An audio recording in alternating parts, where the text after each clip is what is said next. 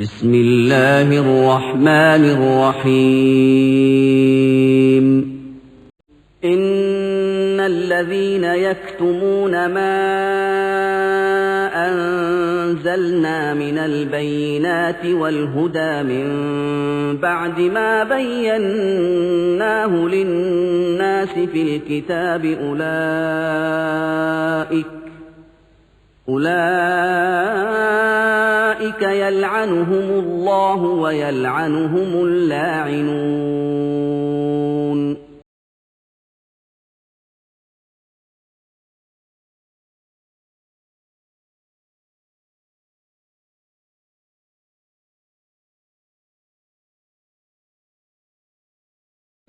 إلا الذين تابوا وأصلحوا وبينوا فأولئك أتوب عليهم وأنا التواب. السلام عليكم ورحمة الله وبركاته. الحمد لله رب العالمين، نحمده ونستعينه ونستغفره ونستهديه ونؤمن به ونتوكل عليه، ونعوذ بالله من شرور أنفسنا ومن سيئات أعمالنا. من يهده الله فلا مضل له ومن يضلل فلا هادي له، وأشهد أن لا إله إلا الله وحده لا شريك له، وأشهد أن محمدًا عبده ورسوله أرسله بالهدى ودين الحق ليظهره على الدين كله ولو كره المشركون.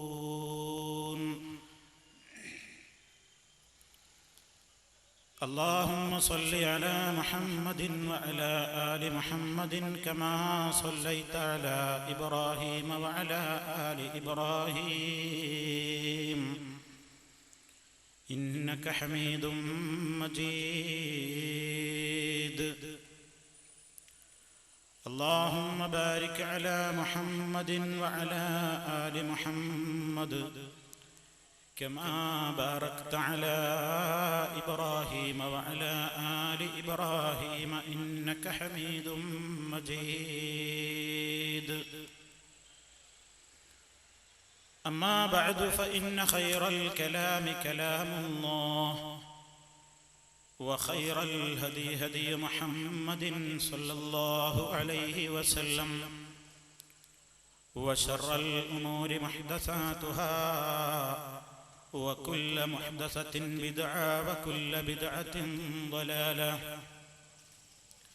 يا أيها الذين آمنوا اتقوا الله حق تقاته ولا تموتن إلا وأنتم مسلمون. أعوذ بالله من الشيطان الرجيم. يا أيها الذين آمنوا اتقوا الله وكونوا مع الصادقين.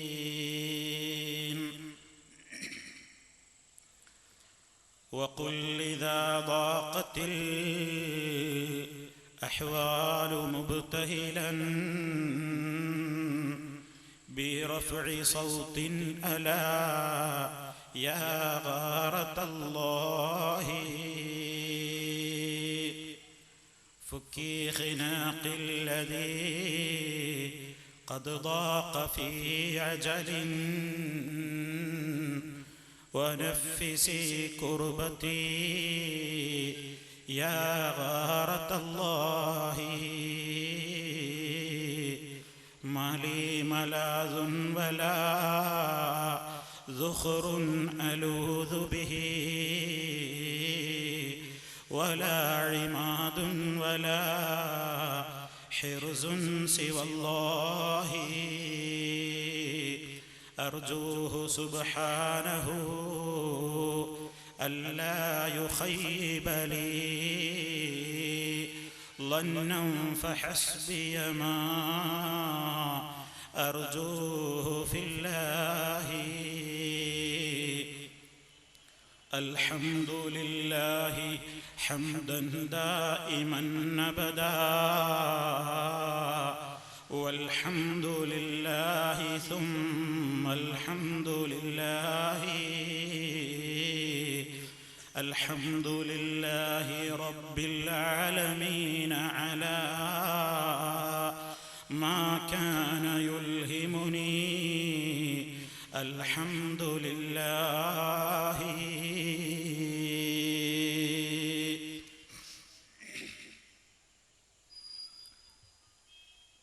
സ്നേഹമുള്ള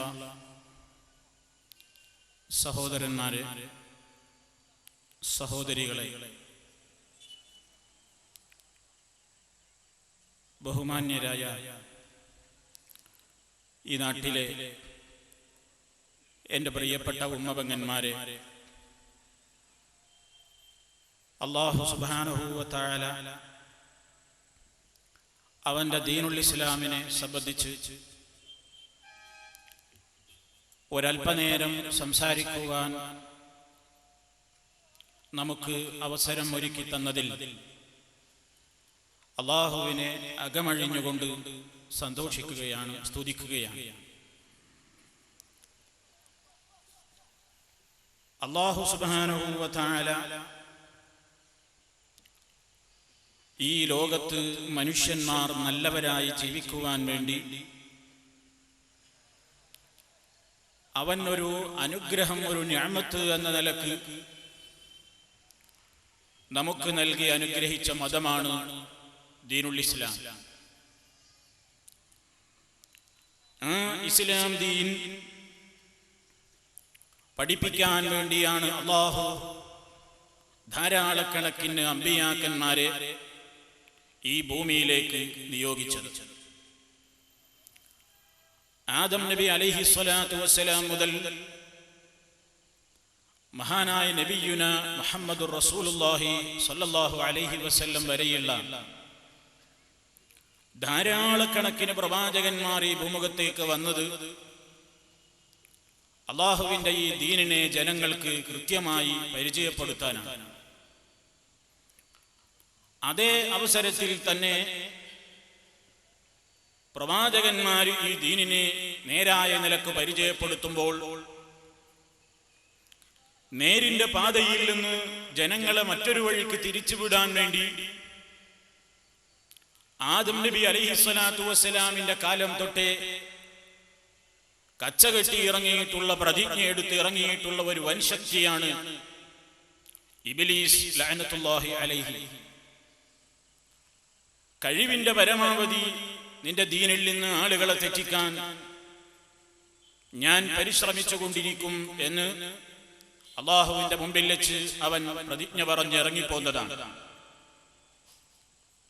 അവനെ സൂക്ഷിക്കണം എന്ന് പരിശുദ്ധ ഖുർആൻ ആവർത്തിച്ച് ഈ ഉമ്മത്തിനോട് ആവശ്യപ്പെട്ടിരിക്കുകയാണ്. ഈ സമൂഹം നാൾക്ക് നാൾ ദുഷിച്ചുകൊണ്ടിരിക്കും. അന്ത്യനാളിനോടടുക്കുമ്പോൾ പ്രവാചകന്മാര് പഠിപ്പിച്ച,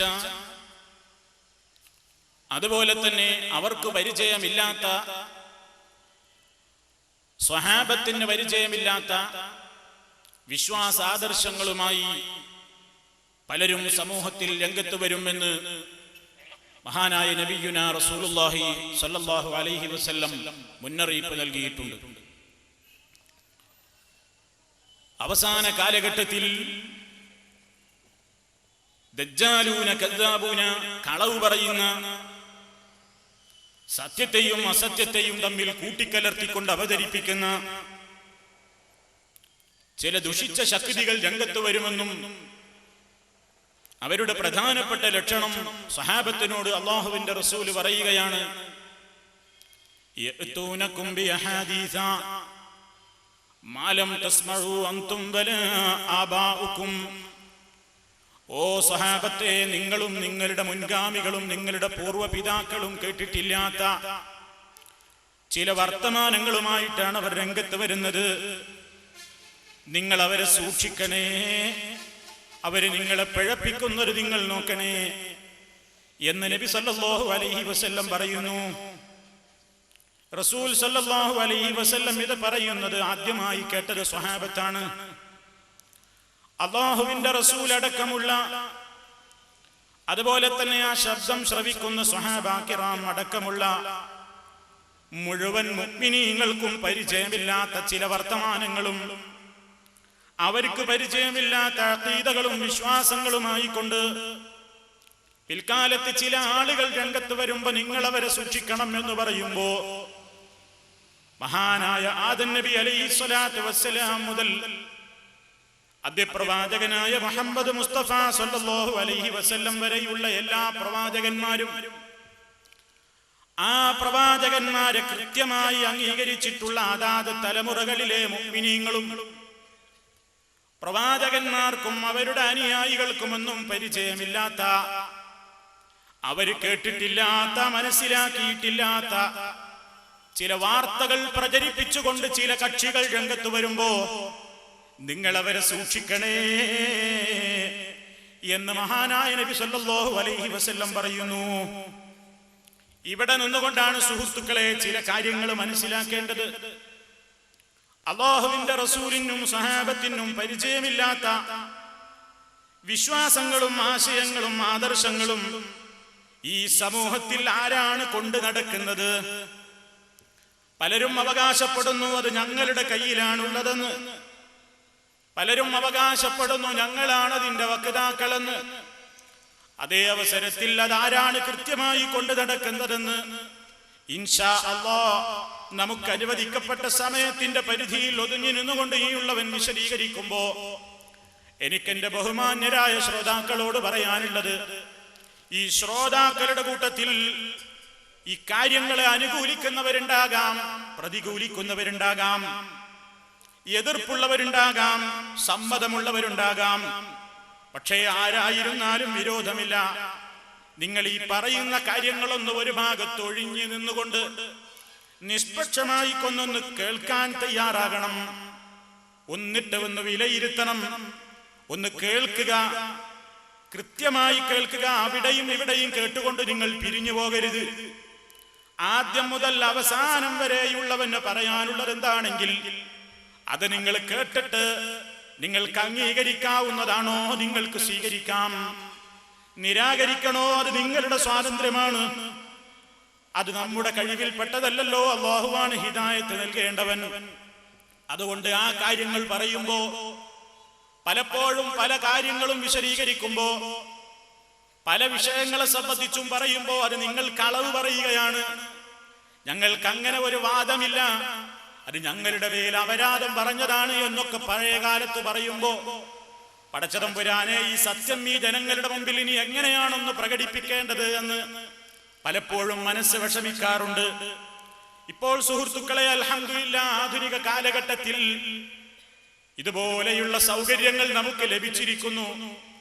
എന്താണ് പറയുന്ന കാര്യങ്ങളെന്ന് കൃത്യമായി തന്നെ എടുത്തു കാണിക്കാനും, ആരാണ് പ്രസംഗിക്കുന്നതെങ്കിൽ അവരുടെ പ്രസംഗം തന്നെ എഴുതി കേൾപ്പിക്കുവാനും, അതുപോലെ തന്നെ അവരുടെ പ്രസിദ്ധീകരണങ്ങൾ തന്നെ ഇതിലൂടെ നേരിട്ട് കാണിക്കാനും ഒക്കെയുള്ള അവസരത്തിന് വേണ്ടി ഇവിടെ ഒരു സൗകര്യം നമ്മൾ ഏർപ്പെടുത്തിയിട്ടുണ്ട്. അത് നിങ്ങൾ ഉപയോഗപ്പെടുത്തുക.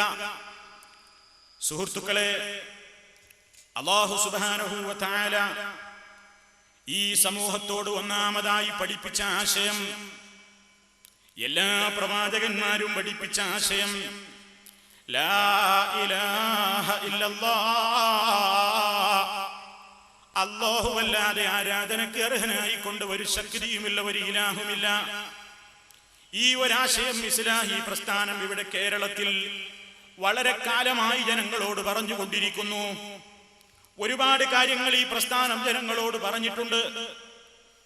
തുടർന്ന് മുമ്പ് കഴിഞ്ഞുപോയ ദിവസങ്ങളിൽ നിങ്ങൾ പല പ്രസംഗങ്ങളും ശ്രവിച്ചവരാണ്.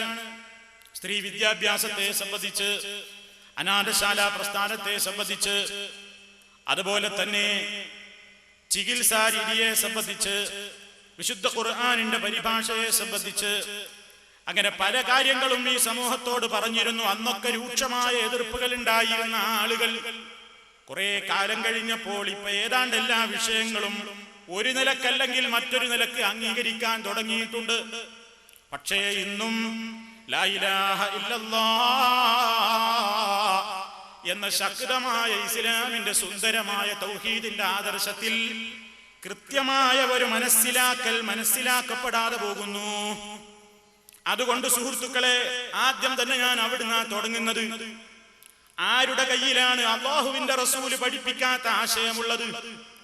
ആരുടെ കയ്യിലാണ് സ്വഹാബത്ത് പഠിപ്പിക്കാത്ത ആശയമുള്ളത്? ആരുടെ കയ്യിലാണ് പ്രവാചകന്മാർക്ക് പരിചയമുള്ള ആശയമുള്ളത്? ആരുടെ കയ്യിലാണ് സ്വഹാബത്തിന് പരിചയമുള്ള ആശയമുള്ളത്? ഇത് വിലയിരുത്തിയാൽ പ്രശ്നം തീർന്നു. എന്താണ് ലാ ഇലാഹ ഇല്ലല്ലാഹ്? തൗഹീദ് എന്ന് പറഞ്ഞാൽ എന്താ സുഹൃത്തുക്കളെ? ഏകനാക്കുക എന്നാണ്. അല്ലാഹുവിനെ ഏകനാക്കലാണ് അതുകൊണ്ട് ഉദ്ദേശിക്കപ്പെടുന്നത്. അതിന്റെ നേർ വിപരീതമാണ് ശിർക്ക്. ശിർക്ക് ചെയ്താൽ നരകത്തിലാണ്, സ്വർഗം നിഷിദ്ധമാണ് എന്നൊക്കെ നമ്മൾ കേട്ടു കഴിഞ്ഞു. എന്നാൽ എന്താണ് ശിർക്ക്? അല്ലാഹു സുബ്ഹാനഹു വ തആല അവന്റെ പരിശുദ്ധ ഖുർആനിൽ, അതുപോലെ തന്നെ നബി കരീം സല്ലല്ലാഹു അലൈഹി വസല്ലമിന്റെ ഹദീസുകളിലൂടെ പടച്ചതമ്പുരാനെ കുറിച്ച് ധാരാളം പരിചയപ്പെടുത്തിയിട്ടുണ്ട്. അല്ലാഹുവിന്റെ ഒരുപാട് വിശേഷണങ്ങൾ അല്ലാഹു ഖുർആനിലും ഹദീസിലും ഒക്കെ പറഞ്ഞിട്ടുണ്ട്. പടച്ചതമ്പുരാൻ ആരാണ്? എന്തൊക്കെ കഴിവുകളാണ് അവനുള്ളത്? എന്തൊക്കെ വളരെ വിശദമായി നമ്മൾ കേൾക്കാറുണ്ട്. അല്ലാഹുവിനെ സംബന്ധിച്ച് പറയുന്ന ഒരു വിശേഷണങ്ങളും അതേ രൂപത്തിൽ ഒരു സൃഷ്ടികൾക്കും ഇല്ല എന്നാണ് നമ്മൾ വിശ്വസിക്കുന്നത്. അത് പരിശുദ്ധ ഖുർആനിൽ അല്ലാഹു തആല പറഞ്ഞതുമാണ്. ലൈസ കമിസ്ലിഹി ശൈഉൻ വഹുവസ് സമീഉൽ ബസീർ. അവനെ പോലെ യാതൊന്നും തന്നെയില്ല. അല്ലാഹുവിനെ പോലെ എന്ന് പറയാൻ ഒന്നും ഇവിടെയില്ല. അവനെല്ലാം കേൾക്കുന്നവനാണ്, അവനെല്ലാം കാണുന്നവനാണ്. ഇനി അവൻ ആരാണ് പിന്നെ തുല്യനായിട്ടുള്ളത്? അല്ലാഹു അവനെ പരിചയപ്പെടുത്തുന്ന സൂറത്ത് ഖുൽ ഹുവല്ലാഹു അഹദ് അല്ലാഹുസ് സമദ് ലം യലിദ് വലം യൂലദ് വലം യകുൽ ലഹു കുഫുവൻ അഹദ്. വലം യകുൽ ലഹു അവനില്ല കുഫുവൻ അഹദ്, തുല്യനായി ഒരാളും തന്നെയില്ല. അല്ലാഹുവിനോട് തുല്യമായി കൊണ്ട് ഒരാളും തന്നെയില്ല എന്ന് പറയുമ്പോൾ സുഹൃത്തുക്കളെ, പടച്ചതമ്പുരാനെ പോലെ ദാത്തുള്ള ഒരാളുമില്ല. അല്ലാഹുവിനെ പോലെയുള്ള വിശേഷണങ്ങൾ ഉള്ളവരില്ല.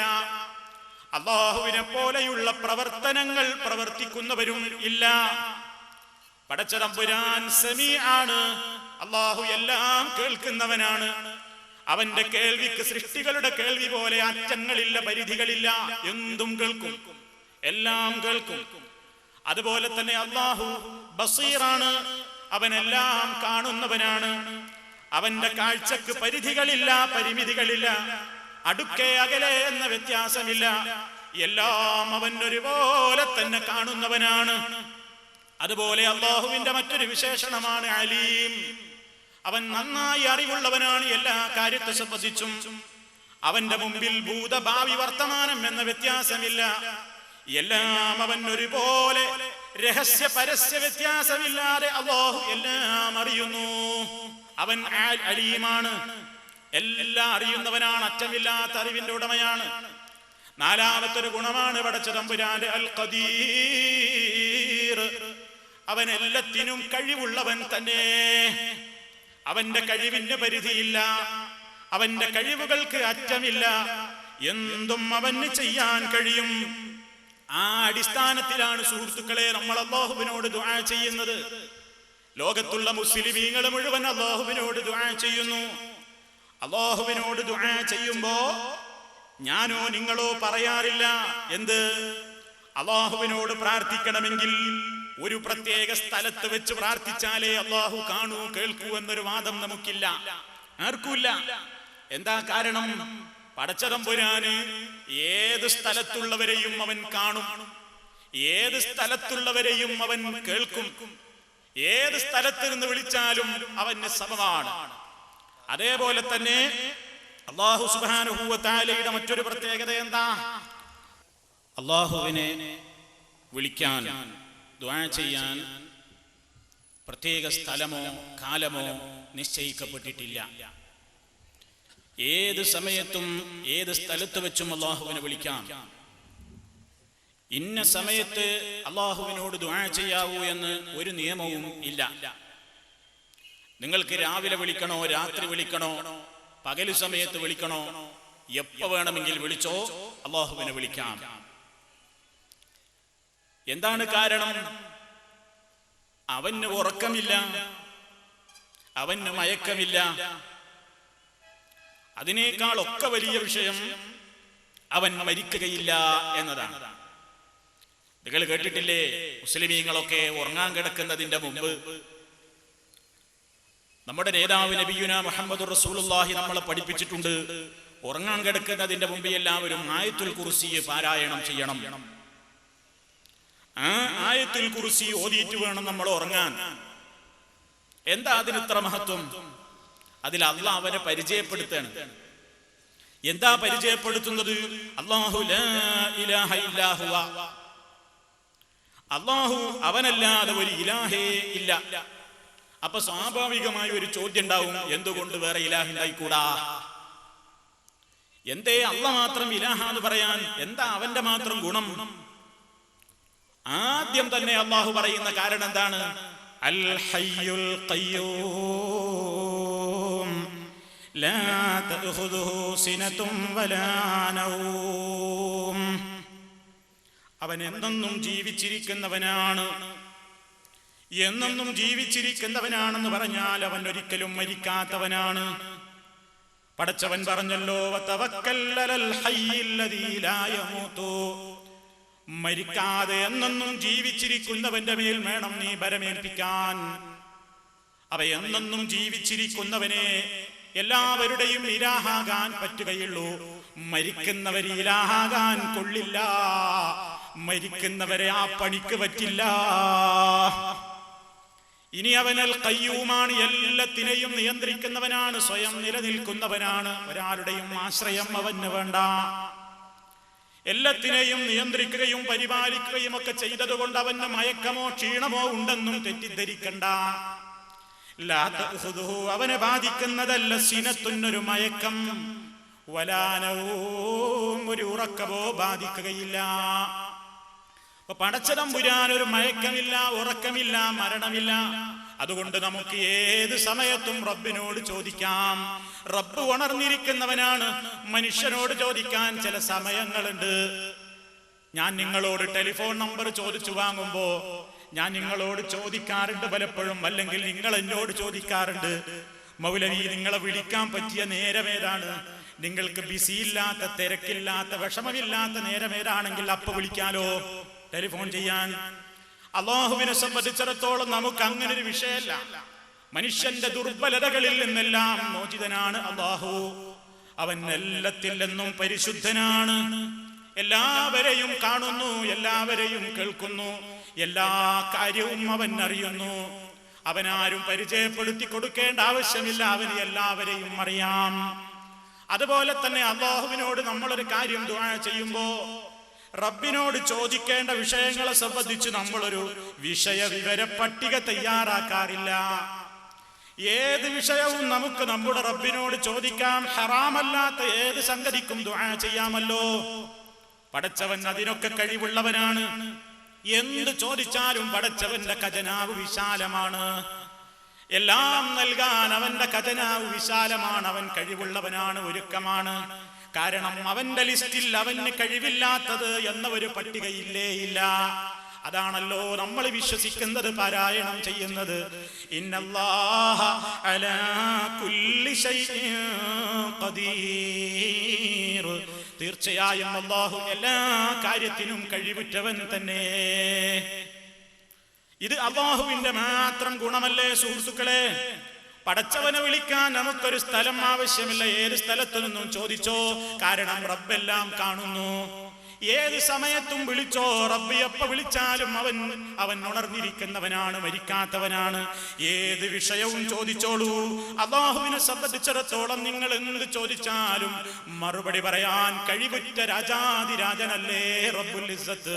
അതുകൊണ്ട് തന്നെ സ്ഥലകാല വിഷയ വ്യത്യാസമില്ലാതെ ഏത് നേരത്തും, ഏത് കാലത്തും, ഏത് സ്ഥലത്ത് വെച്ചും, ഏത് വിഷയത്തിനും നമുക്ക് റബ്ബിനോട് ചോദിക്കാം എന്നാണ് നമ്മൾ വിശ്വസിക്കുന്നത്.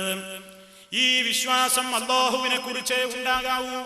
ഈ വിശ്വാസം മറ്റൊരാളെ കുറിച്ചൊരു മനുഷ്യനുണ്ടായാൽ അത് ശിർക്കാണ്. പടച്ച തമ്പുരാന്റെ വിശേഷണങ്ങളിൽ അവന് സമന്മാരെ ഉണ്ടാക്കലാണ്.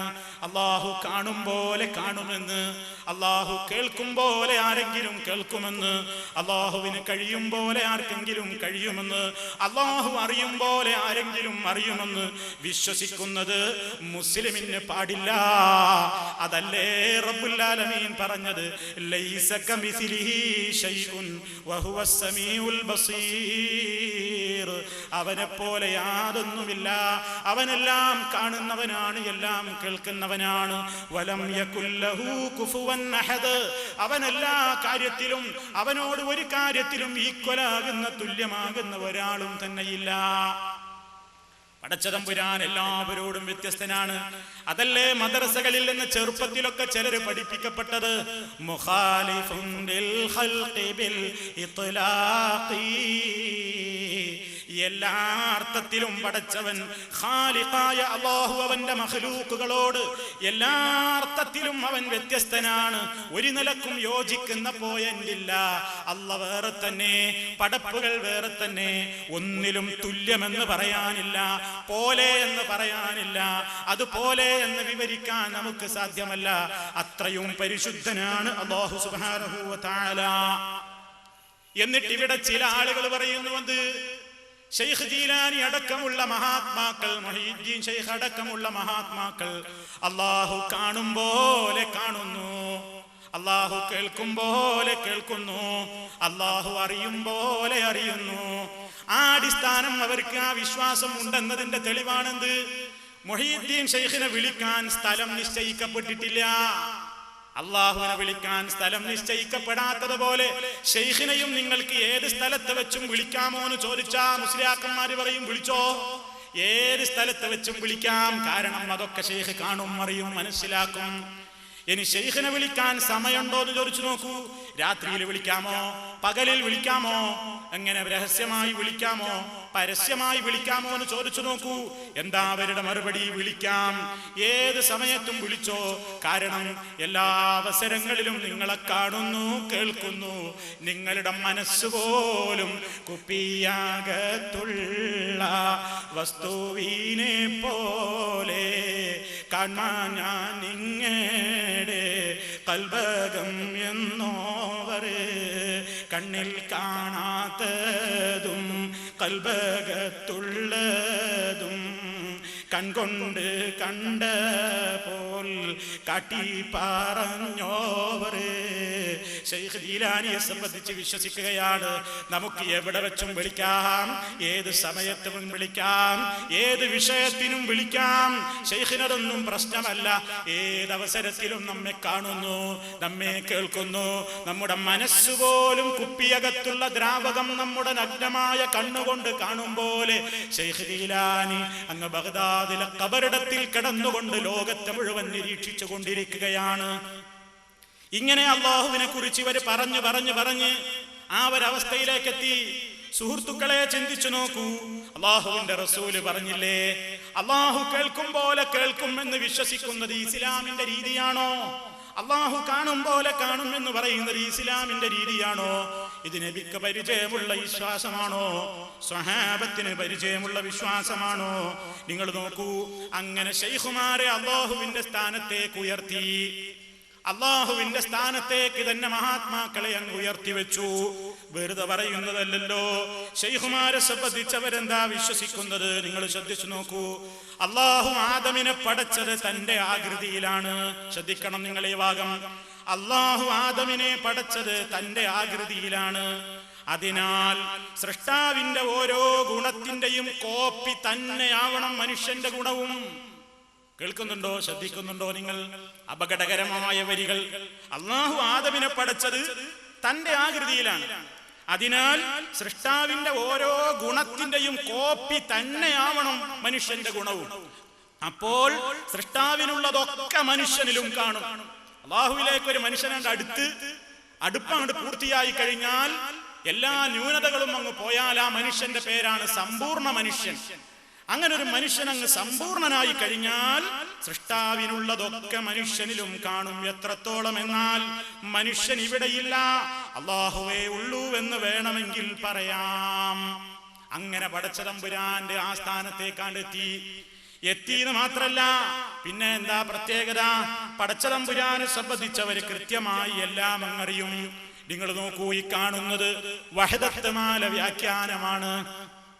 ഈ വഹദത്ത് മാല വ്യാഖ്യാനത്തിൽ നമുക്ക് കാണാം എന്താണ് ഇവര് അള്ളാഹുവിലേക്ക് മനുഷ്യരങ്ങ് അടുത്തു കഴിഞ്ഞാൽ എന്താണ് അവസ്ഥ വരുന്നത് നിങ്ങൾക്കറിയാമോ?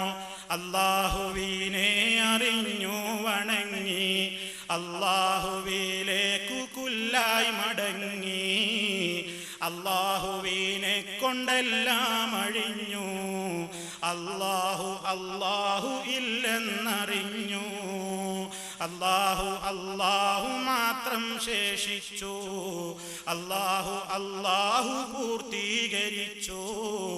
ഇത് പൂർത്തിയായാൽ ഇൻസാൻ കാമിലായി അള്ളാഹുവിന് മദ്ഹറുമായി.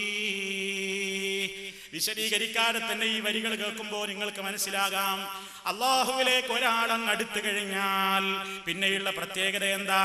അയാളെ വിളിച്ചാൽ അള്ളാഹു വിളി കേൾക്കും, അള്ളാഹുവിനെ വിളിച്ചാൽ അയാളും വിളി കേൾക്കും.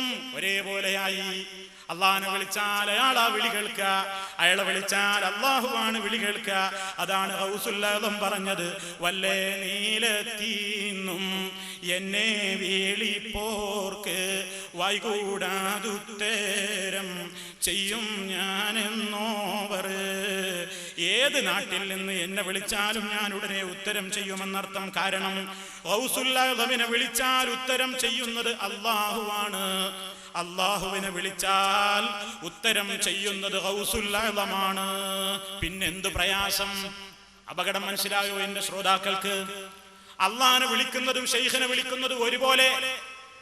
അള്ളാഹിനെ വിളിച്ചാൽ ഉത്തരം ചെയ്യുന്നത് മുഹീദ്ദീൻ ശൈഖ്, മുഹീദ്ദീൻ ശൈഖിനെ വിളിച്ചാലോ ഉത്തരം ചെയ്യുന്നത് അള്ളാഹ്. അപ്പൊ ഏത് കാര്യത്തിനും ഇനി നിങ്ങൾക്ക് ശൈഖിനെ വിളിക്കാം. കാരണം എന്താ?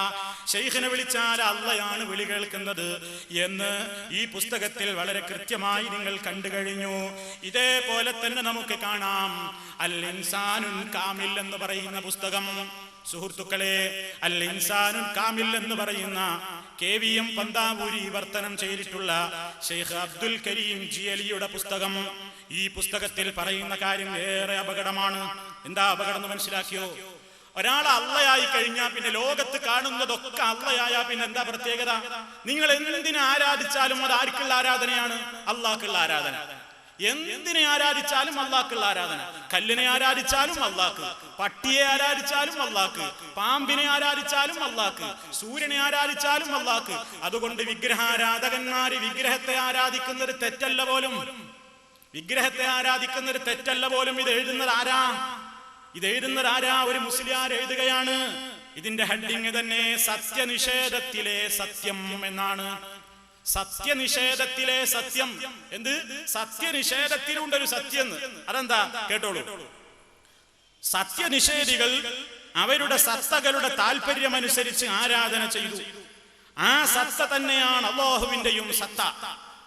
അവരിൽ വിഗ്രഹങ്ങളെ ആരാധിച്ചവർ ഉണ്ട്.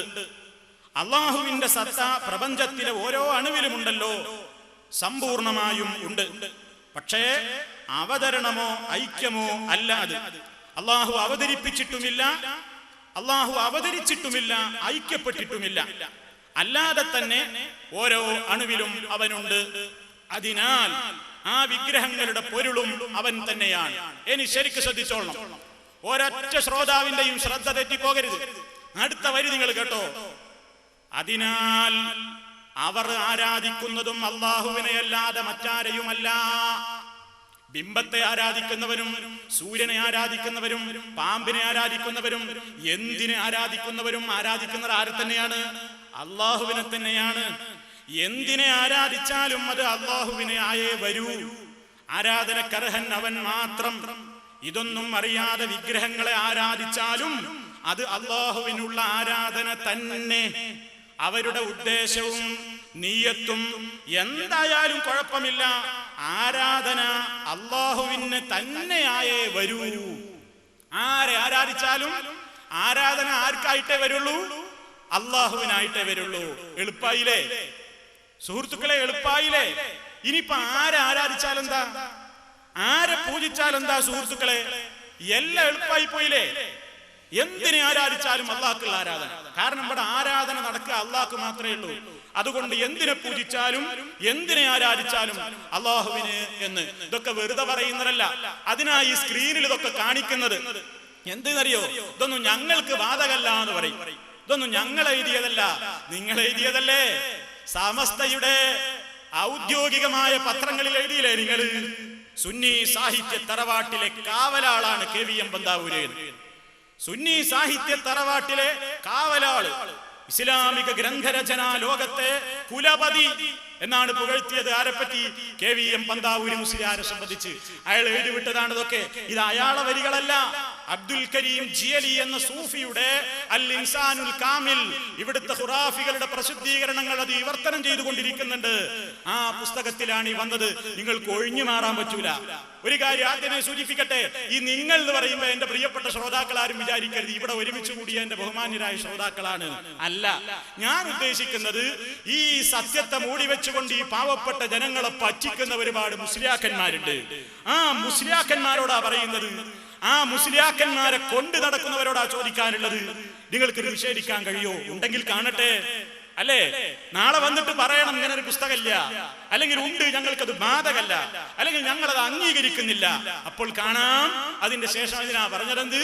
എല്ലാം നിങ്ങൾ അംഗീകരിക്കുന്ന പുസ്തകങ്ങളെ ഇവിടെ ഉദ്ധരിക്കുന്നുള്ളൂ. കളവ് പറയുന്ന പരിപാടി ഇവിടെ ഇല്ല. സത്യം പറയാൻ തന്നെ നേരം തീരുന്നില്ല, പിന്നെ കളവ് പറയാൻ നമുക്ക് നേരം ഉണ്ടാവുമോ? അതുകൊണ്ട് വളരെ മാന്യമായി തന്നെ സുഹൃത്തുക്കളെ നിങ്ങൾ പഠിച്ചു വെക്കുക. ഇത് അള്ളാഹുവിന്റെ റസൂല് പഠിപ്പിച്ച ദീനല്ല.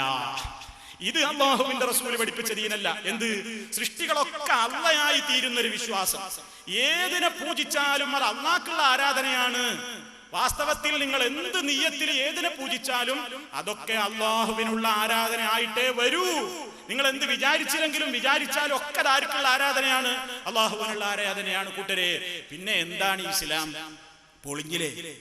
പിന്നെ ഇസ്ലാം പോയില്ലേ? ഇതാണ് ഇവർ പരിചയപ്പെടുത്തുന്ന അള്ളാഹ്. ഇവർക്ക് അള്ളാഹിനെ സംബന്ധിച്ചുള്ള വിശ്വാസം എങ്ങനെയാണ്? എന്നിട്ട് ഈ രൂപത്തിൽ വികലമായി അള്ളാഹുവിനെ കുറിച്ച് വിശ്വസിച്ചിട്ടുള്ള ഈ വിഭാഗമാണ് നമ്മളോട് പറയുന്നത് എന്ത്? നിങ്ങൾക്ക് അള്ളാഹിനെ സംബന്ധിച്ചുള്ള വിശ്വാസം ശരിയല്ല.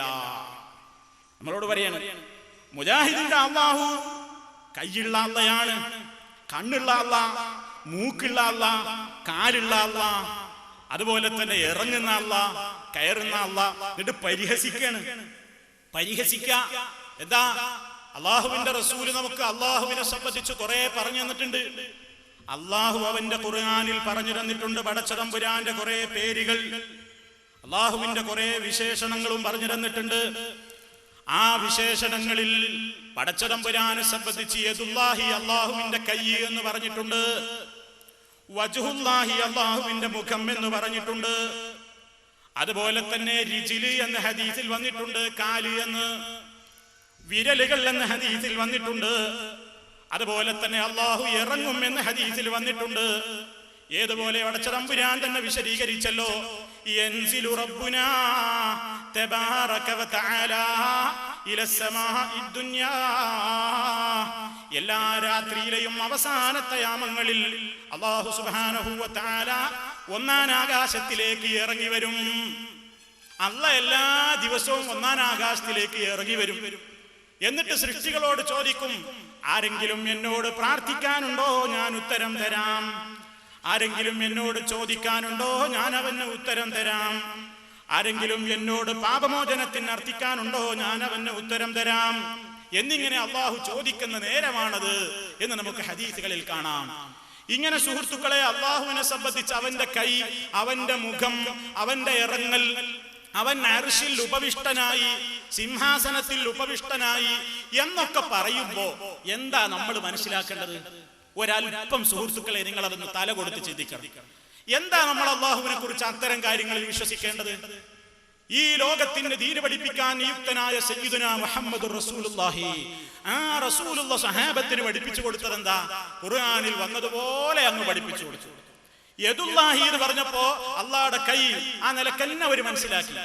പക്ഷേ അല്ലാഹു സുബ്ഹാനഹു വ തആലയുടെ എന്ത് ഗുണങ്ങൾ പറയുമ്പോഴും സുഹൃത്തുക്കളെ നമ്മൾ മനസ്സിലാക്കണം, ഞാൻ നേരത്തെ ഓതി വെച്ച ആയത്തുകൾ, ലൈസ കമിസ്ലിഹി ശൈഉൻ വഹുവസ് സമീഉൽ ബസീർ, ആയത്ത് നമ്പർ 1. 2, വലം യകുൽ ലഹു കുഫുവൻ അഹദ്, അവന് തുല്യനായ ഒരാളും തന്നെയില്ല. അപ്പൊ പടച്ച തമ്പുരാന്റെ കൈ, അവന്റെ മുഖം, അവന്റെ കാല്, അവൻ ഇറങ്ങുന്നു, അവൻ അർശിൽ ഉപവിഷ്ടനായിരിക്കുന്നു എന്നൊക്കെ പറഞ്ഞാൽ ലോകത്ത് ഏതെങ്കിലും ഒരു സൃഷ്ടിയെ പോലെയാണ് അവന്റെ കൈ എന്ന് വിശ്വസിക്കാൻ പാടില്ല. ഏതെങ്കിലും ഒരു സൃഷ്ടിയെ പോലെയാണ് അവന്റെ മുഖം എന്ന് പറയാൻ പാടില്ല. ഏതെങ്കിലും ഒരു സൃഷ്ടി മുകളിൽ നിന്ന് താഴോട്ട് ഇറങ്ങും പോലെയാണ് അള്ളാഹു ഇറങ്ങുക എന്ന് പറയാൻ പറ്റില്ല. ലോകത്തുള്ള ഏതെങ്കിലും ഒരു സൃഷ്ടിയുടെ ഏതെങ്കിലും ഒരു ഗുണത്തെ പോലെയാണ് അള്ളാഹു എന്ന് പറയാൻ പറ്റില്ല. അതാണ് ഞാൻ ആമുഖത്തിൽ ആവർത്തിച്ച് പറഞ്ഞത്, ലൈസ കമിസ്ലിഹി ശൈഉൻ. പിന്നെ എങ്ങനെയാ മുജാഹിദിന്റെ അള്ളാഹ്ക്ക് നമ്മളെ കൈ പോലത്തെ കൈയുണ്ട് എന്നാ മുസ്ലിയാക്കന്മാര് പ്രസംഗിക്കുന്നത്. നമ്മളെ വിരല് പോലത്തെ വിരലുള്ള അള്ളാ, വയറ് പോലത്തെ വയറുള്ള അള്ളാ, കാലുള്ള അള്ളാ, നടക്കുന്ന അള്ളാ, ഓടുന്ന അള്ളാ, എല്ലാ രാത്രിയിലും ഇങ്ങനെ ഇറങ്ങിയിട്ട് ഫയലൊപ്പിട്ടിട്ട് കസേരയിൽ ഇങ്ങനെ ഇരുന്ന് കൊടവയറൊക്കെ തടവിയിട്ട് ഫയലൊപ്പിട്ടിട്ട് മേലൊക്കെ കേറിപ്പോണ അള്ളാ കളിയാക്കിയാണ്. അങ്ങനെ കളിയാക്കുക എന്ന് മാത്രല്ല, അപ്പൊ എന്നൊരു ചോദിക്കാണ്, ബുദ്ധിപൂർവകമായ ചോദ്യം അല്ല. മൂപ്പരെ ചോദ്യം നമ്മളെ അടുത്ത നാട്ടുകാരനുണ്ടല്ലോ, അടുത്ത നാട്ടുകാരൻ മുസ്ലിയാരുടെ ചോദ്യം എന്താണെന്നറിയോ? മൂപ്പര് ചോദിക്കാണ്, അല്ല മൗലൈമാരെ, ഈ അള്ള അങ്ങനെ ഇറങ്ങിയാൽ ഏത് സമയത്താ കേറിപ്പോവുക? കാരണം ഇന്ത്യയിലുള്ള രാത്രിയല്ലല്ലോ അമേരിക്കയിലുള്ള രാത്രിയല്ലല്ലോ വേറൊരു സ്ഥലത്ത്, ലോകത്ത് എപ്പോഴും രാത്രിയാ.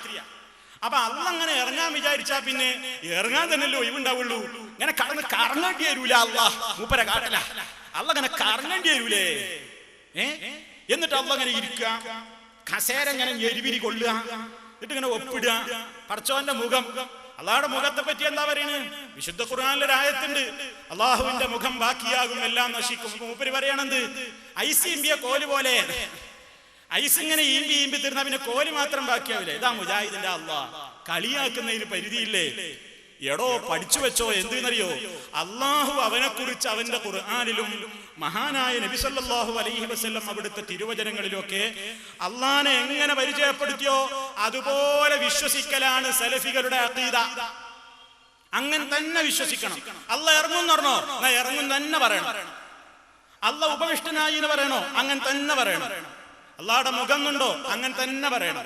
അള്ളാഹിന്റെ കൈന്നുണ്ടോ, അങ്ങനെ തന്നെ വിശ്വസിക്കണം. പക്ഷേ ലോകത്ത് ഏതെങ്കിലും ഒരു പടപ്പിന്റെ കൈ പോലെയോ മുഖം പോലെയോ ഇറക്കം പോലെയോ ആസനസ്ഥനാവൽ ഉപവിഷ്ടനാവൽ പോലെയോ അല്ല.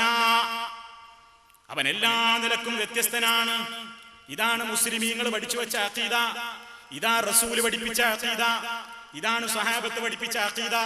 ഈ അഖീദയിലേക്ക് മടങ്ങിക്കോന്ന് പേരോടനടക്കമുള്ള മുസ്ലിയാക്കന്മാരോട് പറഞ്ഞാൽ എന്താ അവർ പറയാനറിയോ? പണ്ട് മുനാഫിക്കീങ്ങൾ ഉണ്ടായിരുന്നു ചില ആളുകൾ. ആ മുനാഫിക്കീങ്ങളോട് പറഞ്ഞു റസൂലുള്ളാഹ് വിശുദ്ധ ഖുർആൻ പറയാണ്, വഇദാ ഖീല ലഹും ആമിനൂ കമാ ആമനന്നാസ് ഖാലൂ അനുഅ്മിനു കമാ ആമനസ്സുഫഹാ. അന്നാസാകുന്ന സ്വഹാബത്ത് വിശ്വസിച്ചതുപോലെ വിശ്വസിക്കും കൂട്ടരെ എന്ന് റസൂലുള്ളാഹിയുടെ കാലത്തുള്ള മുനാഫിക്കീങ്ങളോട് പറഞ്ഞാൽ, അന്നത്തെ മുനാഫിക്കിന്റെ നേതാവ് അബ്ദുള്ള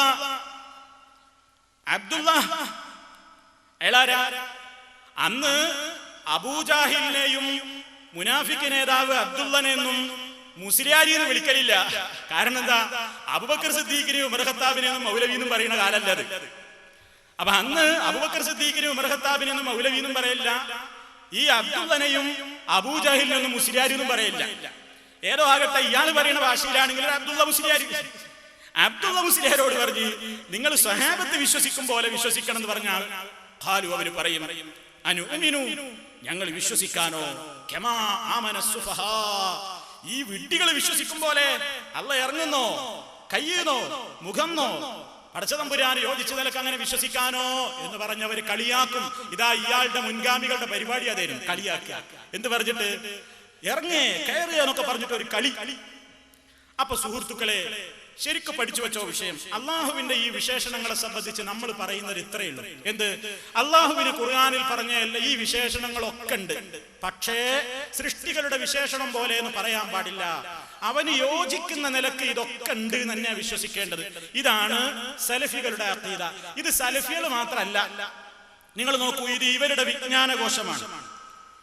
ഇസ്ലാമിക വിജ്ഞാനകോശം എന്ന് പറയുന്നത് മുജാഹിദ് സെന്ററിൽ നിന്ന് പ്രസിദ്ധീകരിക്കുന്ന പത്രമല്ല. ഇത് ഹുസൈൻ രണ്ടത്താണി, അയാളാണ് ഇതിന്റെ ചീഫ് എഡിറ്റർ. ഇത് പൂങ്കാവനം പബ്ലിക്കേഷൻസ് ആണ് പ്രസിദ്ധീകരിക്കുന്നത്. സാക്ഷാൽ കാന്തപുരം വിഭാഗത്തിന്റെ ഒരു വിജ്ഞാനകോശമാണ് ഇസ്ലാമിക വിജ്ഞാനകോശം. ഇതിൽ 631 പേജിൽ കാണാം. ശരിക്കും ശ്രദ്ധിച്ചോളണം. എന്താ പറയുന്നത്? ഇന്ന് മുജാഹിദുകൾ എന്താണ് അള്ളാഹുവിനെ കുറിച്ച് വിശ്വസിക്കേണ്ടത് എന്ന് ജനങ്ങളോട് പറയുന്നത്, അതേ കാര്യമാണ് വിശ്വസിക്കേണ്ടത് എന്ന് ഇവരുടെ പ്രസിദ്ധീകരണത്തിൽ അള്ളാഹു അവരെ കൊണ്ട് എഴുതിപ്പിച്ചിരിക്കുന്നു. കേട്ടോളി, അള്ളാഹുവെ കുറിച്ച് ഇസ്തവ ബ്രാക്കറ്റിൽ ആരോഹണം ചെയ്തു, ജാഅ ബ്രാക്കറ്റിൽ വന്നു, യദ് ബ്രാക്കറ്റിൽ കൈ മുതലായ ചില പരാമർശങ്ങൾ ഖുർആൻ നടത്തിയതായി മുകളിൽ സൂചിപ്പിച്ചു. എന്താണ് ഇത്തരം പ്രയോഗങ്ങളുടെ ശരിയായ വിവക്ഷ എന്നതിനെ ചൊല്ലി പണ്ഡിതന്മാർക്കിടയിൽ ചില ഭിന്ന വീക്ഷണങ്ങൾ നിലനിൽക്കുന്നുണ്ട്. ഇനി കേട്ടോളൂ. പരാമൃഷ്ട ഗുണവിശേഷങ്ങളെ അതേപടി അംഗീകരിക്കുക എന്നതാണ് പൂർവീകരുടെ നിലപാട്. പൂർവീകര് എന്നുള്ളതിന്റെ അറബിയാണ് സലഫികള്. മനസ്സിലായോ? ഈ വക വിശേഷണങ്ങളിൽ അള്ളാഹുടെ കൈ, അള്ള വന്നു, അള്ള ഇറങ്ങി, അള്ള അർശിൽ ഉപവിഷ്ടനായി എന്നൊക്കെ പറയുമ്പോ അതേപടി അംഗീകരിക്കുക എന്നതാണ് പൂർവീകരുടെ നിലപാട്. എന്ന് പറഞ്ഞാൽ പ്രസ്തുത ഭാവകൽപ്പനകളുടെ സ്വഭാവം ഇന്നതാണെന്ന്, അതായത് അത് കൈ എന്ന് പറഞ്ഞാൽ അങ്ങനെയാണ്, ഇറങ്ങുക എന്ന് പറഞ്ഞാൽ അങ്ങനെയാണ്, അള്ള വന്നു എന്ന് പറഞ്ഞാൽ അങ്ങനെയാണ്, അർശിൽ ഇരുന്നു എന്ന് പറഞ്ഞാൽ അങ്ങനെയാണ് എന്നൊക്കെ നിർണയിക്കാൻ കഴിയുകയില്ല എന്നും അവർ വ്യക്തമാക്കുന്നു. നിങ്ങൾ നോക്കണം സുഹൃത്തുക്കളെ, ആ ഒരു കാര്യമല്ലാതെ എന്താ അവിടെ മുജാഹിദുകൾ പറഞ്ഞത്? ഈ പറഞ്ഞ ഒരു കാര്യത്തിനപ്പുറം മുജാഹിദുകൾ എന്താ പറഞ്ഞത്? അപ്പൊ ഇവര് തന്നെ ചില ഘട്ടങ്ങളിൽ ഈ സത്യം അംഗീകരിക്കേണ്ടി വന്നിരിക്കുന്നു എന്നാണ് ഞാൻ സൂചിപ്പിക്കുന്നത്. അത് അത്ര നേരം വിശദീകരിച്ചത്. അള്ളാഹുവിനെ സംബന്ധിച്ച് ഇങ്ങനെ പറയുമ്പോ അതൊക്കെ അതേപടി അംഗീകരിക്കുക, അതെങ്ങനെയാണെന്ന് പറയാൻ കഴിയൂല. അതാണ് പണ്ഡിതന്മാരൊക്കെ പറഞ്ഞത്. അള്ളാഹുവിന്റെ ഈ വിശേഷണങ്ങളൊക്കെ അങ്ങനെ തന്നെ അംഗീകരിക്കുക. അതിന്റെ രൂപം എങ്ങനെയെന്ന് ചോദിക്കാൻ പാടില്ല. എങ്ങനെ കൈ, എങ്ങനെ അള്ള ഇറങ്ങുക, എങ്ങനെ നിങ്ങൾ അള്ള കേറുക എന്നൊക്കെ ചോദിക്കണില്ല ഈ മുസ്ലിയാര്. ഇതുപോലെ ചോദിക്കുന്നവൻ ബിദ്അത്തുകാരനാണ്, പുത്തൻവാദിയാണ് എന്നാണ് ഇമാം മാലിക് റഹ്മത്തുള്ളാഹി അലൈഹി പറഞ്ഞു. അങ്ങനെ ഒരാൾ ചോദിച്ചു ഇമാം മാലിക്കിന്റെ മജ്‌ലിസിൽ, അർറഹ്മാനു അലൽ അർശി ഇസ്തവാ, അല്ലാഹു അർശിന്മേൽ ഉപവിഷ്ടനായി എന്ന് പറഞ്ഞപ്പോ ഒരാൾ ചോദിച്ചു എങ്ങനെയായിരിക്കുക എന്ന് ചോദിച്ചു. അപ്പൊ ഇമാം മാലിക് റഹ്മത്തുള്ളാഹി അലൈഹി പറഞ്ഞു, ഉപവിഷ്ടനാകുക എന്ന് പറഞ്ഞാൽ എല്ലാവർക്കും തിരിഞ്ഞില്ലേ? തിരിഞ്ഞു. എന്നാ അതാണ്ട് വിശ്വസിച്ചാൽ മതി, അത് നിർബന്ധമാണ്. അതെങ്ങനെയെന്നുള്ള ചോദ്യം ഉണ്ടല്ലോ, അത് പുതിയതാണ്, ചോദിക്കാൻ പാടില്ല. അത് വിശ്വസിക്കൽ നിർബന്ധമാണ്. എന്നിട്ട് എന്താ പറഞ്ഞറിയോ? ആ ചോദ്യം ചോദിച്ചവനെ പിടിച്ചാണ് പുറത്താക്കി കേറിഞ്ഞു. അവൻ ഇവിടെ ഇരിക്കാൻ കൊള്ളൂല, അവൻ ബിദ്അത്തുകാരനാണ്. ഇമാം മാലിക് റഹ്മത്തുള്ളാഹി അലൈഹി. അപ്പൊ പൂർവീകരായ മുഴുവൻ ഇമാമിയങ്ങളുടെയും സുഹൃത്തുക്കളെ ഒരുപാട് ഉദ്ധരണികളുണ്ട് ആ വിഷയത്തിൽ. ഞാൻ അതിലേക്കൊന്നും കടക്കുന്നില്ല. ഇൻഷാ അല്ലാഹ് വേണ്ടി വന്നാൽ അതൊക്കെ മറ്റ് അവസരങ്ങളിൽ ആവാമല്ലോ. ശരി, ഇവിടെ അല്ലാഹു സുബ്ഹാനഹു വ തആല അവനെ കുറിച്ച് പറഞ്ഞിട്ടുള്ള എല്ലാ വിശേഷണങ്ങളും അങ്ങനെ തന്നെ വിശ്വസിക്കുക. ഇനി സുഹൃത്തുക്കളെ നിങ്ങൾ നോക്കൂ, മറ്റൊരു പുസ്തകം അൽ അഖീദത്തു സുന്നിയ്യ, അൽ അഖീദത്തു സുന്നിയ്യ എന്ന പ്രസിദ്ധീകരണം. അപ്പൊ പിന്നെ മനസ്സിലായല്ലോ ആരുടെ ആദർശം? വഹാബി ആദർശം അല്ലല്ലോ, സുന്നി ആദർശം. സുന്നി ആദർശം എന്ന് പറയുന്ന പുസ്തകം. ആ പുസ്തകത്തിൽ കാണാം എന്താ പറയുന്നത്? അള്ളാഹുവിനെ കുറിച്ച് നമ്മൾ എന്താ വിശ്വസിക്കേണ്ടത്?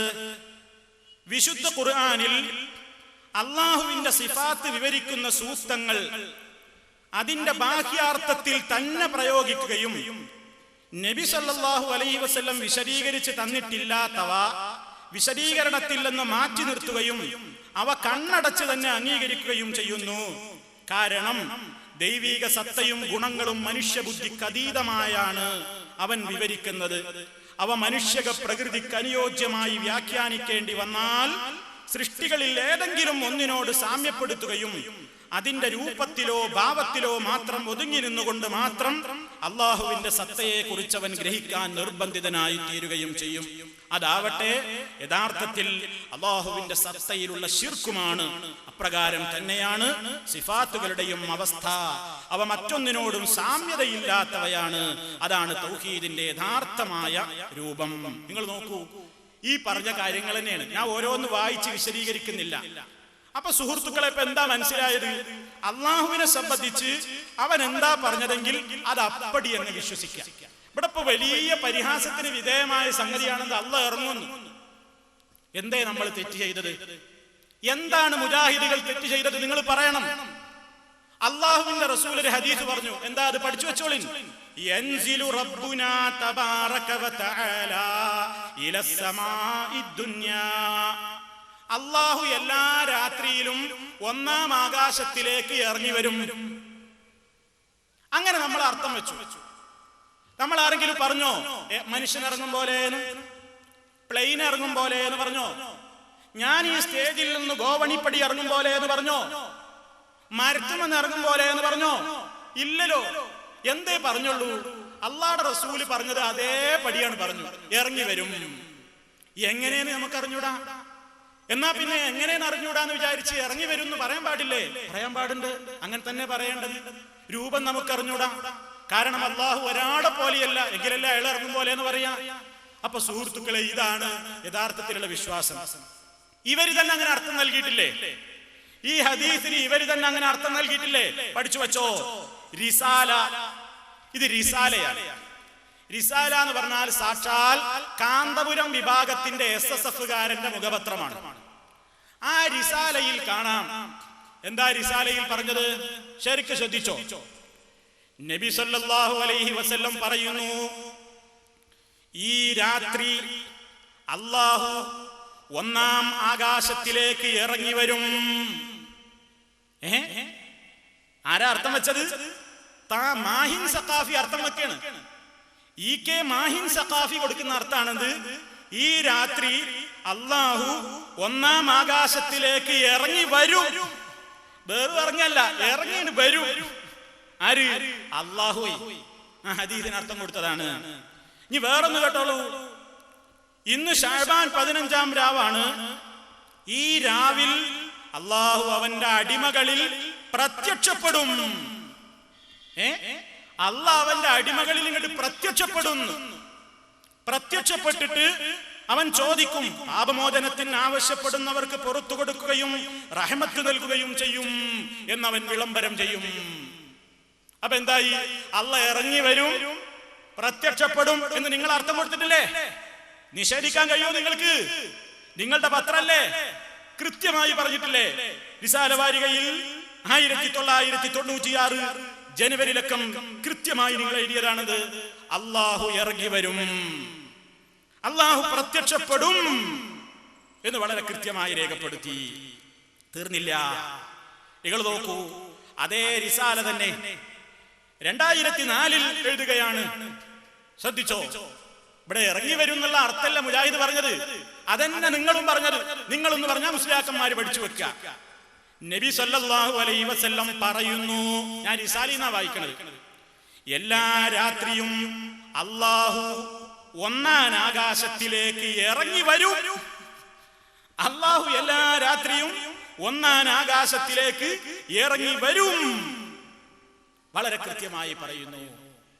അപ്പൊ അവിടെയും പടച്ച തമ്പുരാൻ ഇറങ്ങി വരും എന്ന് പറഞ്ഞു.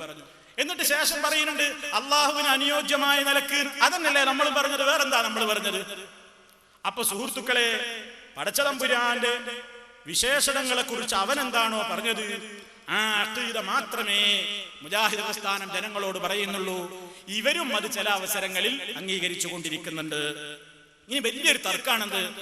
റഹ്മാനു അലൽ അർശി ഇസ്തവാ, അല്ലാഹു അർശിലിരുന്നു. അർശിന്റെ വിഷയം. അപ്പൊ പറയണത് കണ്ടോ, മുജാഹിദിന്റെ അല്ലാഹ് എന്ന് പറഞ്ഞാൽ ഒരു വലിയ കസേരയിൽ ഇങ്ങനെ ചാരിയിരിക്കുന്ന ആളാ. കസേരയിൽ ഇങ്ങനെ ഇരിക്കും. അപ്പൊ അർശിന്മേൽ ഉപവിഷ്ടനാകുന്ന അള്ളയാണ് എന്ന് പറഞ്ഞില്ലേ സുഹൃത്തുക്കളെ? എന്താ നമ്മളതിലുള്ള വീക്ഷണം? അള്ളാഹു അർശിന്മേൽ ഉപവിഷ്ടനാണോ? അതെ. എങ്ങനെ? നമുക്കറിഞ്ഞൂടാ. ഉപവിഷ്ടനാകുക എന്ന് പറഞ്ഞാൽ നമുക്ക് തിരിയും, പക്ഷെ എങ്ങനെയാണ് നമുക്ക് തിരിയൂല. അതെങ്ങനെയെന്ന് ചോദിക്കുന്നത് തന്നെ തെറ്റാണ്. അത് വിശ്വസിക്കലോ നിർബന്ധവുമാണ് എന്ന് മാലിക് ഇമാം റഹ്മത്തുള്ളാഹി അലൈഹി പറഞ്ഞത് നിങ്ങൾ നേരത്തെ കേട്ടല്ലോ. ഇതേ മുജാഹിദുകൾ പറഞ്ഞിട്ടുള്ളൂ. ഇതന്നെയാണ് പരിവേദിയത്. നോക്കൂ നിങ്ങൾ, സുന്നി വോയിസിൽ കാണാം എന്താ പറയുന്നത്. ശരിക്കും ശ്രദ്ധിച്ചോ? നമ്മൾ പറയുന്ന അതേ കാര്യം സുന്നി വോയിസുകാരനും പറയുന്നു. സിംഹാസനത്തിൽ ഉപവിഷ്ടരാവുക എന്നാൽ അറിയാം, പക്ഷേ അള്ളാഹുവിനെ സംബന്ധിച്ച് ആ രൂപം അറിയില്ല. അക്കാര്യം നിഷേധിക്കുന്നത് കുഫ്റാണ്. പഠിച്ചു വെച്ചോ? അക്കാര്യം നിഷേധിക്കുന്നത് കുഫ്റാണ്. വിശ്വസിക്കൽ നിർബന്ധമാണ്. സിംഹാസനത്തിൽ ഉപവിഷ്ടനാവുക പോലുള്ള രൂപം അജ്ഞേയമായ കാര്യങ്ങളെക്കുറിച്ചുള്ള സംസാരം ബിദ്അത്താണ്. അനസ് ബിൻ മാലിക്കും ഇമാം ബുഖാരിയുമൊക്കെ അവരുടെ ഗ്രന്ഥങ്ങളിൽ ഈ വീക്ഷണം വിശദീകരിച്ചിട്ടുണ്ട്. സുന്നി വോയിസുകാരൻ എന്തു പറയുന്നു? ഇതിലപ്പുറം എന്താ മുജാഹിദുകൾ പറഞ്ഞത്? ഇതിലപ്പുറം എന്താ സുഹൃത്തുക്കളെ അള്ളാഹുവിനെ കുറിച്ച് മുജാഹിദുകൾ പറഞ്ഞത്? ഇനി നിങ്ങൾ നോക്കൂ, വലിയൊരു കംപ്ലൈന്റ്, അള്ളാഹ്ക്ക് മുഖമുണ്ട് എന്ന് പറഞ്ഞു. പിന്നെ ഇവരെ അള്ളാഹ് പിന്നെ എങ്ങനെ? കയ്യില്ലാത്ത, കണ്ണില്ലാതെ കാണുന്നവൻ, കാതില്ലാതെ കേൾക്കുന്നവൻ, അങ്ങനെ ഒന്നുമില്ലാത്തൊരു മുട്ടിക്കണ്ടം, അങ്ങനെ വിശ്വസിക്കുന്നതാ അപ്പൊ യഥാർത്ഥ വിശ്വാസം. എന്നാ സുഹൃത്തുക്കളെ, ഖുർആനിലില്ലേ വജ്ഹുല്ലാഹ്, അള്ളാഹുടെ മുഖം ഇല്ലേ? പക്ഷേ അള്ളാഹുടെ മുഖം എന്ന് പറഞ്ഞാൽ എന്റെ മുഖം പോലെയാ, അല്ലെങ്കിൽ നിങ്ങളുടെ മുഖം പോലെയാ, അല്ലെങ്കിൽ ഇവിടെയുള്ള ഏതെങ്കിലും സൃഷ്ടികളുടെ മുഖം പോലെയാണോ? അല്ല. പിന്നെ എങ്ങനെയാണ്? അള്ളാഹുവിന് അനുയോജ്യമായ മുഖം. അതെങ്ങനെയെന്ന് നമുക്കറിഞ്ഞൂടാ. എന്നാ ഉണ്ട് എന്ന് വിശ്വസിക്കണ്ടേ? ഉണ്ട്. നിഷേധിച്ചാലോ കുഫ്റാണ്. നേരത്തെ ഞാൻ വായിച്ചില്ലേ സുന്നി വോയിസിന്ന്? നിഷേധിക്കൽ കുഫ്റാണ്, വിശ്വസിക്കൽ നിർബന്ധമാണ്, ചോദ്യം ചെയ്യൽ ബിദ്അത്താണ്. എത്ര കൃത്യാണ്! നിങ്ങൾ നോക്കൂ, ഇവര് തന്നെ വജ്ഹുല്ലാഹിനെ പറ്റി പറഞ്ഞാൽ എന്താണ്? നേരത്തെ സാധാരണ ഓതും. നമ്മൾ സാധാരണ പറയലുണ്ട്, കുല്ലുമൻ അലൈഹാ ഫാൻ വയബ്ഖാ വജ്ഹു റബ്ബിക ദുൽ ജലാലി വൽ ഇക്റാം. ഈ ഭൂമുഖത്തുള്ളത് എല്ലാം നശിക്കും, അല്ലാഹുവിന്റെ തിരുമുഖം മാത്രം ബാക്കിയാകും എന്ന് പറയുമ്പോ ഈ ബിദ്അത്തിന്റെ കക്ഷികൾ പരിഹസിക്കാറുണ്ട് നമ്മളെ നോക്കിയിട്ട്. മുജാഹിദിന്റെ അള്ളാഹ് എന്ന് പറഞ്ഞാൽ എല്ലാം നശിച്ചു പോകും, അവസാനം ഒരു മുഖം മാത്രം ബാക്കിയാകുന്ന അള്ളയാണ്. അങ്ങനെ ഏതുപോലെ എന്നിട്ട് അയാൾ ഇങ്ങനെ കാണിക്കും ഐസ് ഈമ്പണത്. ഐസ് ഇങ്ങനെ കുട്ടികൾ ഈമ്പി അവസാനം ഐസൊക്കെ തേഞ്ഞ് എല്ലാം നശിച്ച് അവസാനം കോല് കയ്യില്. ഇതുപോലെ വഹാബിന്റെ അള്ളാഹ് ഇങ്ങനെയാണ് പറഞ്ഞിട്ട് കോലിങ്ങനെ കാണിക്കും, വെറും മുഖം മാത്രം, ബാക്കിയൊക്കെ നശിച്ചുപോയി. സുഹൃത്തുക്കളെ, നമ്മൾ എന്താ വിഷയത്തിൽ പറയണത്? അല്ലാഹു സുബ്ഹാനഹു തആല എന്നെന്നും ബാക്കിയുള്ളവനാണ്. അവന്റെ മുഖം എന്ന് പറയാൻ പാടില്ലേ? അള്ളാഹുടെ മുഖം എന്ന് മലയാളത്തിൽ ട്രാൻസ്ലേറ്റ് ചെയ്യാൻ പാടില്ലേ? ഇല്ലെങ്കിൽ നിങ്ങൾ എന്തിനാ ട്രാൻസ്ലേറ്റ് ചെയ്തത്? ഈ കാണുന്നത് നിങ്ങളുടെ പുസ്തകമാണ്, ഇഹ്യാ ഉലൂമുദ്ദീൻ.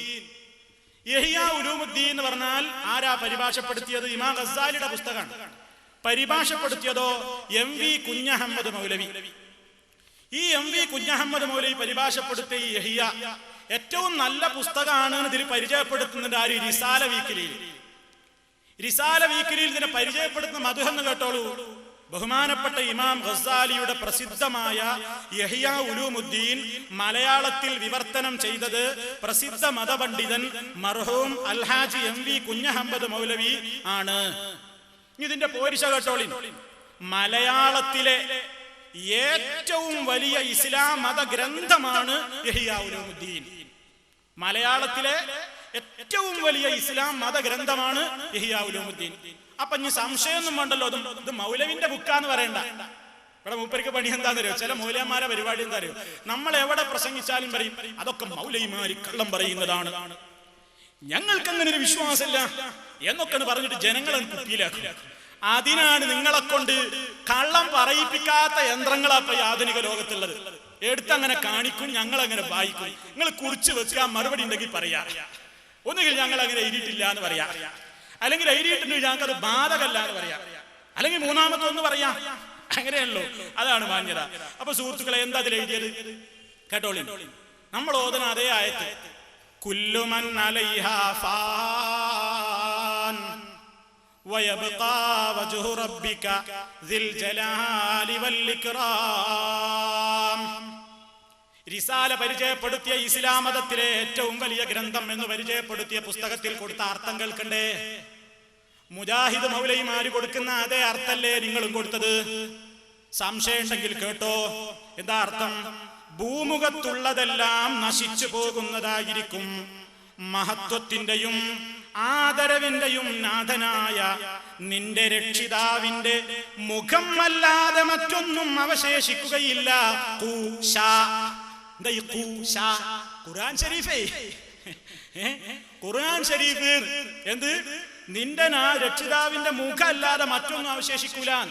നിങ്ങളിത് എഴുതുമ്പോ നിങ്ങളുടെ മനസ്സിലുള്ള അല്ലാഹ് ഐസ് പോയ കോലാണോ? ഐസ് പോയ കോലാണോ? ആണെങ്കിൽ നിങ്ങൾ അള്ളാഹിനോട് തൗബ ചെയ്യുക. ഞങ്ങൾ എഴുതുന്ന ഞങ്ങൾക്ക് അങ്ങനെ ഒരു വിശ്വാസമില്ല. ഞങ്ങൾ പറയും പോലൊക്കെ നിങ്ങളും പറയാ. എന്നിട്ട് അടിച്ചണ്ടക്ക് പണം ആരാർക്ക്? നമ്മക്ക് പണം, മറ്റവർക്ക് അടി. എന്നിട്ട് ജനങ്ങൾ അങ്ങനെ തെറ്റിദ്ധരിപ്പിക്കും. കണ്ടോ, മുജാഹിദിന്റെ അള്ളാഹ്ക്ക് മുഖണ്ട്, നിങ്ങൾ അള്ളാഹ്ക്ക് മുഖല്ലേ? ഇല്ലെങ്കിൽ എന്തിനാ ഏറ്റവും വലിയ ഇസ്ലാമിക ഗ്രന്ഥം എന്ന് പറഞ്ഞ യഹ്യയിൽ നിങ്ങൾ ഇങ്ങനെ അർത്ഥം കൊടുത്തത്?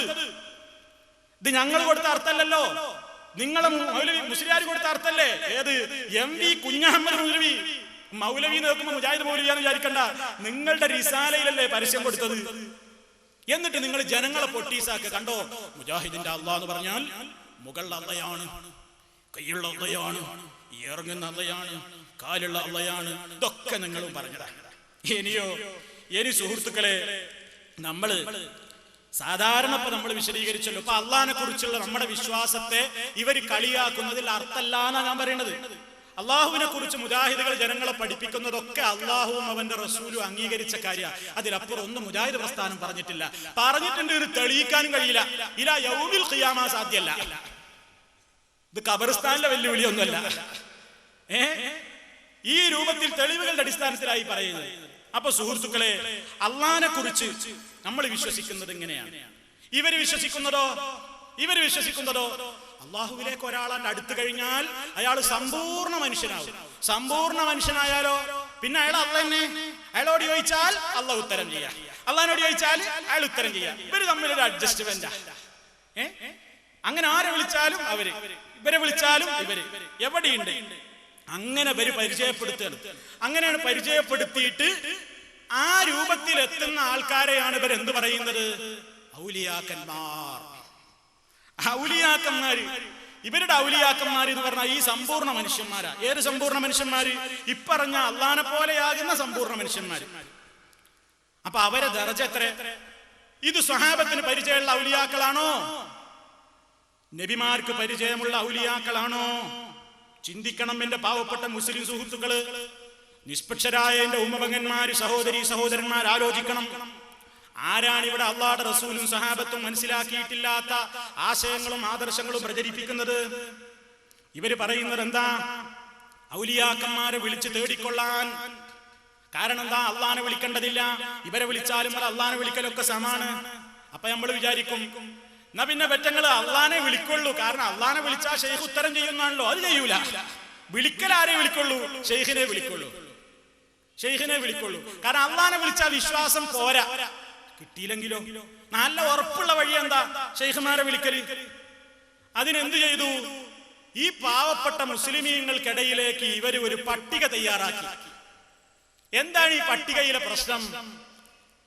നിങ്ങൾക്ക് ഏത് വിഷയത്തിലും നിങ്ങൾക്ക് ദുആ ചെയ്യാം. ആരോട്? ഞങ്ങൾ പരിചയപ്പെടുത്തുന്ന ഈ ഔലിയാക്കന്മാരോട്. അതിനെന്താ നിങ്ങൾ വേണ്ടത്? ഞങ്ങൾ പരിചയപ്പെടുത്തുന്ന ഈ സമ്പൂർണ്ണ മനുഷ്യന്മാരുണ്ടല്ലോ, അല്ലെങ്കിൽ റിജാലുൽ ഗൈബ് എന്നാ അവർക്ക് അതിനുള്ള പേര്. ഇവരെ കാണാൻ പറ്റൂല, അദൃശ്യ പുരുഷന്മാരാണ്. ഇവര് ലോകത്തിന്റെ വിവിധ ഭാഗങ്ങളിൽ മീറ്റിംഗ് കൂടും. നമുക്ക് എന്തെങ്കിലും ഒരു കാര്യം പറയാനുണ്ടെങ്കിൽ അത് ആ കാണുന്ന പട്ടിക നോക്കണം. എന്താണ് ആ പട്ടികയിൽ കാണുന്നത്? ശരിക്കൊന്ന് ശ്രദ്ധിക്കാം. ആ പട്ടികയിൽ കുറെ ഡേറ്റുകൾ കാണാം. 3, 15, 23, 30, 6, 21, 28 എന്നൊക്കെ പറഞ്ഞിട്ട് കുറെ ഡേറ്റ്. ആ ഡേറ്റിൽ ഈ ഔലിയാക്കന്മാര് ഭൂമിയുടെ ഏത് മൂലയിലാണ് മീറ്റിംഗ് കൂടുന്നത് ആ ദിവസ? വടക്ക് പടിഞ്ഞാറ് മൂല, വടക്ക് മൂല, കിഴക്ക് മൂല, തെക്ക് മൂല, പടിഞ്ഞാറ് മൂല, തെക്ക് പടിഞ്ഞാറ് മൂല, തെക്ക് കിഴക്ക് മൂല, വടക്ക് പടിഞ്ഞാറ് മൂല, അങ്ങനെ പല മൂലക്കൽ അവരെ മീറ്റിംഗ്. ആരുടെ മീറ്റിംഗ്? ഉമ്മൻചാണ്ടിയുടെ മീറ്റിംഗ് അല്ല. ഇത് ആരുടെ മീറ്റിംഗാ? ഇത് ഇവര് പറയണ ഔലിയാക്കന്മാരെ കോൺഫറൻസ്. ഔലിയാക്കന്മാരെ കോൺഫറൻസ് നടക്കുന്ന ദിവസം. അപ്പൊ എന്ത് ചെയ്യണം? ഈ പട്ടികങ്ങൾ നോക്കണം. എന്തിനാ പട്ടിക? കേട്ടോളൂ. ദുന്യാവുമായോ ആഖിറമായോ ബന്ധപ്പെട്ട ഏതൊരു വിഷയത്തിലും അള്ളാഹുവിന്റെ ഔലിയാക്കളുടെ സഹായം ആഗ്രഹിക്കുന്ന വ്യക്തി താൻ ഉദ്ദേശിക്കുന്ന ദിവസം ഭൂമിയുടെ ഏത് ഭാഗത്താണ് അന്ന് റിജാലുൽ ഗൈബ് സമ്മേളിക്കുന്നത് എന്ന് വൃത്തം നോക്കി മനസ്സിലാക്കി ശരീരവും വസ്ത്രവും വൃത്തിയുള്ളവനായി ഉളുവോടുകൂടെ ആദരവോടും ബഹുമാനത്തോടും കൂടി സമ്മേളന ദിക്കിലേക്ക് തിരിഞ്ഞ് നിശ്ചിത സലാമിന്റെ പദങ്ങൾ കൊണ്ട് അവരെ വിളിക്കണം. എന്താ വിളിക്കേണ്ടത്? അസ്സലാമു അലൈക്കും യാ റിജാലൽ ഗൈബ്, അസ്സലാമു അലൈക്കും യാ അയ്യുഹൽ അർവാഹുൽ മുഖദ്ദസ, യാ റുഖബാ, യാ നുഖബാ, യാ നുജബാ, യാ അബ്ദാൽ, യാ ഔതാദ്, യാ ഗൗസ്, യാ ഖുത്ബ്, അഗീസൂനി ബിഗൗസ വൻളുറൂനി ബിനദ്റ വർഹമൂനി വഹസ്സിലു മുറാദി വമഖ്സൂദി വഖൂമു അലാ ഖദാഇ ഹവായിജി. ഖുർആന്റെ ആയത്തല്ല, ഖുർആന്റെ ആയത്തല്ല, തെറ്റിദ്ധരിക്കണ്ട. ഇത് കീറഖുറാഫിയുടെ ആയത്താ. കീറഖുറാഫിയുടെ കീറക്കിതാബിലെ ഉദ്ധരണിയ.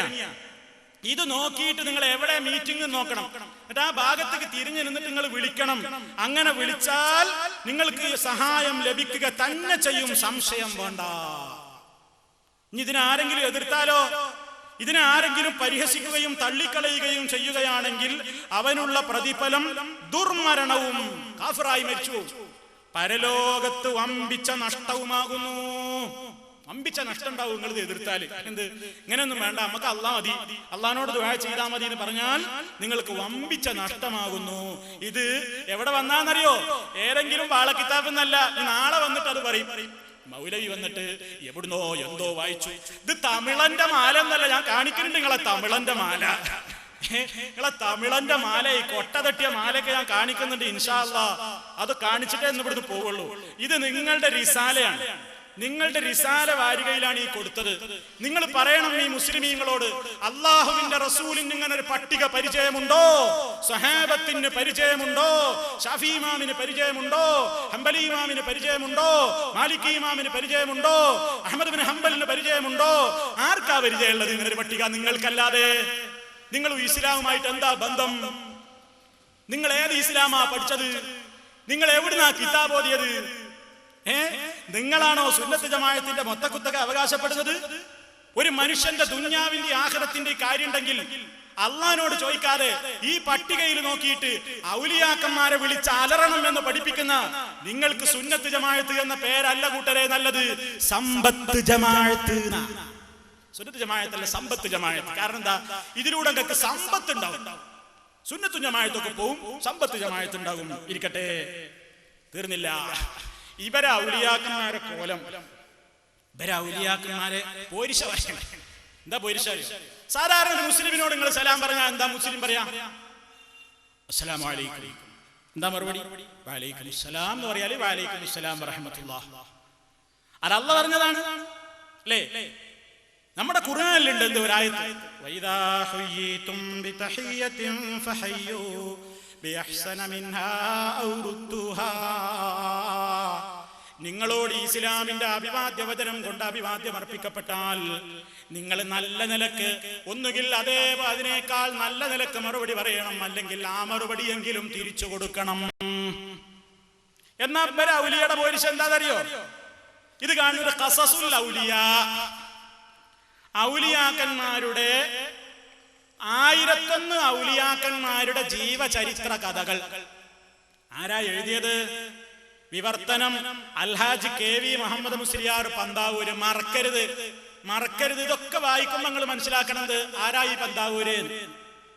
കാന്തപുരത്തിന്റെ ഗ്രൂപ്പുകാരുടെ പത്രത്തിൽ അയാളെ പരിചയപ്പെടുത്തിയത് എന്താ?